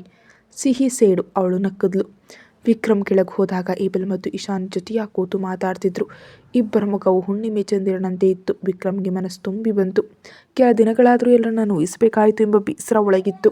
ವಿಕ್ರಮ್ ಅವರ ಹತ್ರ ಹೋದರು. ಅಪ್ಪನನ್ನ ಕಂಡ ತಕ್ಷಣ ಇಬ್ಬರು ಮಾತು ನಿಲ್ಲಿಸಿ ಸ್ವಲ್ಪ ದೂರ ಸರಿದು ಕೂತ್ರು. ಯಾಕೆ ನನ್ನ ಕಂಡ ತಕ್ಷಣ ದೂರ ಕೂತ್ರಿ? ಇನ್ನು ಮುಂದೆ ಯಾವಾಗಲೂ ಒಂದಾಗಿರಲು ಸಮ್ಮತಿ ಸಿಕ್ಕಿದ್ದಕ್ಕೆ ಮೊದಲ ಹೆಜ್ಜೆಯೇ ನಿಮ್ಮ ಬೆರಳುಗಳಲ್ಲಿರೋ ಈ ಮದುವೆ ಉಂಗುರ. ಹ್ಞೂ ಅಪ್ಪ, ಫ್ಲೈಟ್ ಎಷ್ಟು ಗಂಟೆಗೆ? 11:20ಕ್ಕೆ. 12:55ಕ್ಕೆ ಹೈದರಾಬಾದ್ ತಲುಪ್ತೀವಿ. ಅಲ್ಲಿಂದ 2:00ವರೆಗೆ ಶ್ರೀನಗರಕ್ಕೆ ಫ್ಲೈಟ್ ಇದೆ. ಸುಮಾರು 5:30 ಹೊತ್ತಿಗೆ ಶ್ರೀನಗರ ತಲುಪ್ತೀವಿ. ಅಪ್ಪ ಬೇಗ ಬರಬೇಕು, ಅಮ್ಮ ನಿಮ್ಗೆ ತುಂಬ ಮಿಸ್ ಮಾಡ್ಕೊಳ್ತಾರೆ. ಈಗಾಗಲೇ ಈ ಸಮಸ್ಯೆಗಳಿಂದ ಅಮ್ಮ ಫುಲ್ ಮೂಡ್ ಆಫ್ ಆಗಿದ್ದಾರೆ. ಯಾರು ಹೇಳಿದ್ರು ಅವಳು ನನ್ನನ್ನು ಮಿಸ್ ಮಾಡ್ಕೊಳ್ತಾಳೆ ಅಂತ? ನಾನು ಒಬ್ಬನೇ ಹೋಗ್ತಿಲ್ವಲ್ಲ, ಜೊತೆಯಲ್ಲಿ ನಿಮ್ಮ ಅಮ್ಮ ಕೂಡ ಇದ್ದಾಳೆ. ಸಿಕ್ಕಾಪಟ್ಟೆ ಸಿಟ್ಟಿನಲ್ಲಿದ್ದಾಳೆ. ನನ್ನ ರೂಮಿಗೆ ಹೋದ ತಕ್ಷಣವೇ ನಾನು ಕಾಶ್ಮೀರಕ್ಕೆ ಬರ್ತೀನಿ ಅಂತ ಅವಳ ಲಗೇಜ್ ಕೂಡ ತೆಗೆದಿಟ್ಟಿದ್ದಾಳೆ. ಆಹಾ, ಹಾಗಿದ್ರೆ ದಚ್ಚು ಪಕ್ಕ ಪ್ಲಾನ್ ಮಾಡಿದಾಳಲ್ವಾ? ನಡೀಲಿ ನಡೀಲಿ, ನಿಮ್ಮಂತೆ ಆಗೋದಕ್ಕೆ ನಿಮ್ಮಿಂದ ಮಾತ್ರ ಸಾಧ್ಯ ಅಲ್ವಾ? ಇಶಾನಿ ಹೇಳಿದ್ದು ಕರೆಕ್ಟ್. ವಿಕ್ರಮ್ ದೀಕ್ಷಾ ಬಾಂಡಿಂಗ್ ಅದು ಒಂಥರ ಅದ್ಭುತ ಬಾಂಡಿಂಗ್. ನಿಮ್ಮನ್ನು ಕಾಪಿ ಮಾಡ್ಬೋದು, ಆದರೆ ನಿಮ್ಮಂತೆ ಆಗೋದಕ್ಕೆ ಸಾಧ್ಯ ಇಲ್ಲ. ಅದೇ ವಿಕ್ರಮ್ ಮತ್ತು ದೀಕ್ಷಾ. ಆಹಾ, ನಿನಗಿಷ್ಟೆಲ್ಲ ಮಾತಾಡೋದಕ್ಕೆ ಬರುತ್ತಾ ಅಂತ ವಿಕ್ರಮ್ ನಕ್ಕದ್ರು. ಏಬಲ್ ಕೂಡ ನಗ್ತಾ. ಅಷ್ಟರಲ್ಲಿ ದೀಕ್ಷಾ ಮೆಟ್ಟಿಲಿಳಿದು ಬಂದ್ಲು. ಸಂತೋಷವಾಗಿರೋ ಇಶಾನಿ ಮತ್ತು ಏಬಲ್ನನ್ನು ಕಂಡು ತಕ್ಷಣ ಮನಸ್ಸು ತುಂಬಿ ಬಂತು. ಸರಿ, ನಾನು ಹೋಗಿ ಬಟ್ಟೆ ಬದಲಿಸಿ ಬರ್ತೀನಿ ಅಂತ ದೀಕ್ಷಾಳು ಒಮ್ಮೆ ನೋಡಿ ವಿಕ್ರಮ್ ರೂಮಿಗೆ ಹೋದರು. ಅಮ್ಮ, ನನ್ನಿಂದಾಗಿ ತುಂಬ ಬೇಸರ ಆಯ್ತಲ್ವ, ಕ್ಷಮಿಸು. ಬೇಡ ಇಶಾನಿ, ಇನ್ನು ಕ್ಷಮೆ ಕೇಳೋ ಪ್ರಯೋಜನ ಇಲ್ಲ. ನಿನ್ನ ಬೇಸರ ಕಂಡಾಗ ನನಗೂ 100ರಷ್ಟು ಬೇಸರ ಆಯಿತು. ನಿನ್ನ ಸಂಕಟ ಮಾತ್ರ ನಾನು ನೋಡಿದೆ. ವಿಕ್ಕಿ ಕೇಳಿದಂತೆ ವಿಕ್ರಮ್ ಎಂಬ ಅಪ್ಪನ ಮನಸ್ಸು ನೋಯ್ತಿರೋದನ್ನು ನಾನು ನೋಡಲೇ ಇಲ್ಲ. ನೀನು ಮತ್ತು ಆ ಮನುಷ್ಯ ಎಂಥ ಗೆಳೆಯರಾಗಿದ್ರಿ. ಒಂದು ಮಾತು ಹೇಳ್ಬೋದಿತ್ತು. ನೀನು ಹೇಳದೆ ಅವನನ್ನು ಹುಡುಕ್ತಾ ಇದ್ದ ಮನುಷ್ಯ ಅವನು. ನಿನಗೆ ಇವನೇ ಇಷ್ಟ ಅಂತ ತಿಳಿದಿದ್ರೆ ಪ್ರಪಂಚದ ಯಾವ ಮೂಲೆಗಾದರೂ ಹೋಗಿ ಅವ್ರನ್ನ ನಿನಗಾಗಿ ಹುಡುಕ್ತಾ ಇರ್ತಿದ್ರು. ನೀನು ಹೇಳಿಲ್ಲ, ಅದು ನಿನ್ನ ತಪ್ಪು. ಆ ಮನಸ್ಸಿನ ನೋವು ನೋಡದೆ ದೂಷಿಸ್ನಲ್ಲ, ಅದು ನಾನು ಮಾಡಿದ ತಪ್ಪು. ಇಷ್ಟೆಲ್ಲ ಸಸ್ಪೆನ್ಸ್ ನಾಟಕ ಆಡಿ ನನ್ನನ್ನು ದಡ್ಡಳನಾಗಿ ಮಾಡಿದ ನಿನ್ನ ಅಪ್ಪನದು ತಪ್ಪು. ಪ್ರೀತಿಸಿದವಳು ಬೇರೆಯವ್ರನ್ನ ಮದುವೆ ಆಗ್ತಿದ್ರು ಸುಮ್ಮನೆ ನಿರಾಶಾಧಿಕವಾಗಿ ಪ್ರೇಮಿ ಅಂತ ಇದ್ದ ಏಬಲ್ನದ್ದು ತಪ್ಪು. ಈ ವಿಷಯದಲ್ಲಿ ನಾವೆಲ್ಲರೂ ತಪ್ಪಿತಸ್ಥರೆ. ಯಾರು ಯಾರನ್ನು ದೂಷಿಸೋದು ಬೇಡ. ಎಲ್ಲವೂ ಚೆನ್ನಾಗಿ ನಡೀತಿಯಲ್ಲ, ಅಷ್ಟೇ ಸಾಕು. ಇಶಾನಿ ಕಣ್ಣುಗಳು ತುಂಬಿ ಬಂದವು. ಅವಳು ದೀಕ್ಷಾಳನ್ನು ಅಪ್ಕೊಂಡತ್ಲು. ದೀಕ್ಷಾ ಅವಳನ್ನ ಸಮಾಧಾನ ಪಡಿಸಿದ್ಲು. ನಂತರ ಏಬಲ್ನ ಹತ್ರ ಹೋದ್ಲು. ಏ ದಡ್ಡ, ನೀನು ಇವಳನ್ನ ವಿಕ್ಕಿ ಮದುವೆ ಆಗ್ತಿದ್ದಾನೆ ಅಂದರೂ ಸುಮ್ಮನೆ ನಿಂತಿದ್ದೆ ಅಲ್ವಾ? ನಿನ್ನ ಬಾಯಲ್ಲಿ ನಾಲ್ಗೆ ಇರಲಿಲ್ವ ಇವಳನ್ನ ಪ್ರೀತಿಸ್ತೀನಿ ಅಂತ ಹೇಳೋದಕ್ಕೆ? ಅಮ್ಮ, ಕೇಳಲು ಧೈರ್ಯ ಇಲ್ಲದವನು ನಾನು. ಆದರೆ ನಾನು ಹಾಗೆ ಹೇಳಿದಾಗ ವಿಕ್ರಮ್ ಅಂಕಲ್ ಅವರ ಮನಸ್ಸು ನೋವಾದರೆ ಅದನ್ನು ನನಗೆ ಸಹಿಸೋದಕ್ಕಾಗೋದಿಲ್ಲ. ಅನಾಥನಾದ ನನಗೆ ಈ ಮರಿಯಲ್ಲಿ ಮಗನ ಸ್ಥಾನ ನೀಡಿ ನನಗೆ ಬೇಕಾದನ್ನೆಲ್ಲ ಮಾಡಿದ ಆ ಮನುಷ್ಯನಿಗೆ ನಾನು ದ್ರೋಹ ಬಗೆದ್ರೆ ನನ್ನ ಹೆತ್ತವರು ನನ್ನ ಕ್ಷಮಿಸೋದಿಲ್ಲ. ಅದಕ್ಕೆ ನಾನು ಸುಮ್ಮನಿದ್ದೆ. ಅವನ ಕಣ್ಣುಗಳು ಕೂಡ ತುಂಬಿ ಬಂದವು. ಸರಿ, ಹೋಗಲಿ ಬಿಡಿ, ಇನ್ನು ಆ ಬಗ್ಗೆ ಮಾತಬೇಡ. ಅಂದ ಹಾಗೆ ನಾವು ಬರುವವರೆಗೆ ನನ್ನ ಆ 3 ಕೋತಿಗಳು ನಿನ್ನ ಜವಾಬ್ದಾರಿ ನೋಡ್ಕೊ. ಅದನ್ನು ಕೇಳಬೇಕಾ ಅಮ್ಮ? ನಾನು ಅವರಿಗೆ ಅಕ್ಕ ಮಾತ್ರ ಅಲ್ಲ, ಅಮ್ಮ ಕೂಡ. ನೀವು ಅದರ ಬಗ್ಗೆ ತಲೆ ಕೆಡಿಸ್ಕೊಡ್ಬೇಡಿ. ಅಪ್ಪನ ಜೊತೆ ಮಜಾ ಮಾಡಿ ಬನ್ನಿ. ಈಗ ಅಪ್ಪನ ಮೇಲೆ ಸಿಟ್ಟು ಹೋಯ್ತಲ್ವೇ? ಯಾರು ಹೇಳಿದ್ರು ಹೋಯ್ತು ಅಂತ? ನನ್ನನ್ನು ಇಷ್ಟು ದಿನ ಹುಚ್ಚೇನಾಗಿ ಮಾಡಿದ್ದಕ್ಕೆ ನಾನು ಅವ್ರಿಗೆ ಸರಿಯಾಗಿ ಕೊಡ್ತೀನಿ. ಇನ್ನು ಜೊತೆಗೆ ಹೋಗ್ತಾ ಇರೋದು. ಆ ಮನಸ್ಸನ್ನು ನಾನು ಕೂಡ ನೋಯಿಸಿದ್ದೀನಲ್ಲ, ಅದಕ್ಕೆ ಅವರಿಂದ ದೂರ ಇರೋದು ಕಷ್ಟ ಆಗ್ತಿದೆ. ಹ್ಞೂ ನಡೀಲಿ. ಕಾಶ್ಮೀರದ ಕೇಸರಿ ಹೊಲಗಳ ನಡುವೆ ಕೈ ಹಿಡಿದು ನಡೆಯುವಾಗ ಈ ಸಿಟ್ಟೆಲ್ಲ ಮಾಯ ಆಗುತ್ತೆ. ಮರಳುವಾಗ ನಗ್ನಗ್ತಾ ಕೈ ಹಿಡಿದೇ ಬರಬೇಕು. ಓಹೋ, ನೋಡೋಣ. ಅಷ್ಟರಲ್ಲಿ ವಿಕ್ರಮ್ ಬಟ್ಟೆ ಬದಲಿಸಿ ಲಗೇಜ್ ತೊಗೊಂಡು ಕೆಳಗೆ ಬಂದರು. ಸಮಯ ಆಯಿತು ದೀಕ್ಷಾ, ಹೊರಡೋಣ. ಹ್ಞೂ ಅಂತ ಅವಳ ಮೇಲನೆ ಮರುದಿನ ನೀಡಿದ್ಲು. ದೀಕ್ಷಾಳ ಮಕ್ಕಳಂತ ಆಟ ಕಂಡು ಇಶಾನಿ ಮತ್ತು ಏಬಲ್ಗೆ ನಗು ಬಂತು. ವಿಕ್ರಮ್ ಮತ್ತು ದೀಕ್ಷಾ ಕಾರ್ ಹತ್ತಿದ್ರು. ಮಕ್ಕಳನ್ನ ನೋಡ್ಕೊಂತ ಕಾರ್ ಹತ್ತುವಾಗ ವಿಕ್ರಮ್ ಹೇಳಿದ್ರು, ಸರಿಯಪ್ಪ. ಅಂದ ಹಾಗೆ ದಚ್ಚು ತುಂಬ ಗಡ್ಸಾಗಿದ್ದಾಳೆ, ಅವಳನ್ನ ಬಗ್ಸೋ ಸ್ವಲ್ಪ ಕಷ್ಟ ಅಂತ ಇಶಾನಿ ಅಪ್ಪನ ಕಿವಿಯಲ್ಲಿ ಹೇಳಿ ನಕ್ಕದ್ರು. ಅವಳ ಹಠ ಹಾಗೆಯೇ ಎಲ್ಲಿ, ನಾನು ಮೇಲೆ ನಾನು ಬಗ್ಗಿಸ್ತೀನಿ. ಅಪ್ಪ ಮಗಳು ತನ್ನ ಬಗ್ಗೆ ಗುಸುಗುಸು ಅನ್ನೋದನ್ನು ಕೇಳಿ ದೀಕ್ಷಾಳ ಮುಖ ಬಲೂನ್ನಂತೆ ಉಪ್ತು. ಅಪ್ಪ ಬೇಗ ಗಾಡಿ ಓಡಿಸಿ, ಇಲ್ದಿದ್ರೆ ಈಗಲೇ ಸ್ಫೋಟಗೊಳ್ಳುತ್ತೆ ಅಂತ ಇಶಾನಿ ಗೇಲಿ ಮಾಡಿದಾಗ ವಿಕ್ರಮ್ಗೆ ವಿಷಯ ಅರ್ಥ ಆಯಿತು. ಅವ್ರ ಕಾರು ಏರ್ಪೋರ್ಟ್ ಕಡೆ ತಲುಪಿತು. ಏರ್ಪೋರ್ಟ್ ತಲುಪಿ ಫಾರ್ಮಾಲಿಟೀಸ್ ಮುಗಿಸಿ ವಿಮಾನ ಹತ್ತಿದ್ರು. ಇಬ್ಬರು ಪಕ್ಕದಲ್ಲಿ ಕೂತಿದ್ರು, ಮೌನವಾಗಿದ್ದರು. ದೀಕ್ಷಾಳ ಸಿಹಿ ಸೇಡು ಅಂತ ವಿಕ್ರಮ್ ಮನಸ್ಸಿನಲ್ಲಿ ಅಂದ್ಕೊಂಡ್ರು. ಸುಮಾರು 12:55ಕ್ಕೆ ವಿಮಾನ ಹೈದರಾಬಾದ್ ತಲುಪಿತು. ಸ್ವಲ್ಪ ಹೊತ್ತು ಅಲ್ಲಿ ವಿಶ್ರಮಿಸಿ 2:30ಕ್ಕೆ ಶ್ರೀನಗರಕ್ಕೆ ವಿಮಾನ ಹೊರಟಿತು. ಪ್ರಪಂಚದ ಸ್ವರ್ಗಕ್ಕೆ ಒಂದು ಪ್ರಯಾಣ. ಸುಮಾರು 5:30ಕ್ಕೆ ಅವರು ಶ್ರೀನಗರದ ವಿಮಾನ ನಿಲ್ದಾಣಕ್ಕೆ ತಲುಪಿದ್ರು. ಅಲ್ಲಿ ತುಂಬ ಚಳಿ ಇತ್ತು. ದೀಕ್ಷಾ ನಡುಗಿದ್ಲು. ಜಾಕೆಟ್ ಬ್ಯಾಗ್ನಲ್ಲಿತ್ತು. ಅದನ್ನು ಕಂಡು ವಿಕ್ರಮ್ ತಮ್ಮ ಜಾಕೆಟ್ ಬಿಚ್ಚಿ ಅವಳಿಗೆ ನೀಡಿದ್ರು. ಚಳಿ ತಡೆಯಲಾರದೆ ಅವಳು ಅದನ್ನು ಹಾಕ್ಕೊಂಡ್ಳು. ವಿಕ್ರಮ್ ಅವ್ರ ಜಾಕೆಟ್ನ ಬೆಚ್ಚಗಿನ ಅನುಭವ ಅವಳಿಗೆ ನೆಮ್ಮದಿ ನೀಡಿತು. ಅವಳ ಮುಖದಲ್ಲಿ ಒಂದು ಪುಟ್ಟ ನಗು ಮೂಡಿದ್ರು. ಅದನ್ನು ಅವಳು ಮುಚ್ಚಿಟ್ಲು. ಅಲ್ಲಿಂದ ಟ್ಯಾಕ್ಸಿ ಮಾಡಿ ತಾವು ಬುಕ್ ಮಾಡಿದ ಹೋಟೆಲ್ಗೆ ಹೋದರು. ಹೋಟೆಲ್ ತಲುಪಿ ರೂಮಿಗೆ ಹೋಗಿ ಲಗೇಜ್ ಇಟ್ಟು ವಿಕ್ರಮ್ ಫ್ರೆಶ್ ಆಗೋದಕ್ಕೆ ಹೋದ. ದೀಕ್ಷಾಳಿಗೆ ಪ್ರಯಾಣದ ಸುಸ್ತಾಗ್ದ್ರಿಂದ ಅವಳು ಹಾಗೇ ಮಲಗಿದ್ಲು. ಮಲಗಿದ ತಕ್ಷಣವೇ ನಿದ್ದೆಗೆ ಜಾರಿದ್ಲು. ವಿಕ್ರಮ್ ಫ್ರೆಶ್ ಆಗಿ ಬಂದಾಗ ತನ್ನ ಜಾಕೆಟ್ ಹಾಕೊಂಡು ಬೆಕ್ಕಿನ ಮರಿಯಂತೆ ಮಲಗಿರೋ ದೀಕ್ಷಾಳನ್ನ ಕಂಡು ಅವ್ರಿಗೆ ಪ್ರೀತಿ ಹುಕ್ಕು ಬಂತು. ಅವಳ ಹಣೆಗೆ ಮುತ್ತಿಟ್ರು. ಕ್ಷಮಿಸು ದೀಕ್ಷಾ, ನಿನ್ನ ಮನಸ್ಸು ಎಷ್ಟು ನೋಯಿತು ಅಂತ ನನಗೆ ಗೊತ್ತು. ಯಾಕೋ ಆಗ ಮಾಡಬೇಕಾಯ್ತು. ನನಗೆ ನೀನೇ ಸರ್ವಸ್ವ. ನೀನು ಇಲ್ದಿದ್ರೆ ಈ ಜೀವನಕ್ಕೆ ಅರ್ಥವೇ ಇಲ್ಲ. ಸಾವಿನಲ್ಲೂ ನೀನು ನನ್ನ ಜೊತೆ ಇರಲಿ ಅಂತ ನಾನು ಬಯಸ್ತೀನಿ. ನೀನಿಲ್ಲದೆ ನಾನು ಅಪೂರ್ಣ ಅಂತ ಮತ್ತೊಮ್ಮೆ ಮುತ್ತಿಟ್ಟು ಅವಳನ್ನು ಅಪ್ಕೊಂಡು ಮಲಗಿದ್ರು. ಗಂಡನ ಮಾತುಗಳನ್ನ ಕೇಳಿ ನಿದ್ದೆ ನಟಿಸ್ತಿದ್ದ ದೀಕ್ಷಾಳಿಗೆ ಸಂತೋಷದ ಮಿತಿಯೇ ಇರಲಿಲ್ಲ. ಅವಳವರ ಎದೆಗೆ ಮತ್ತಷ್ಟು ಹತ್ರ ಭಾಗ ಅವ್ರನ್ನ ಅಪ್ಕೊಂಡು ನಿದ್ದೆಗೆ ಜಾರಿದ್ಲು. ನಾಳೆಯ ಸುಂದರ ದೃಶ್ಯಗಳ ಕನಸು ಕಾಣ್ತಾ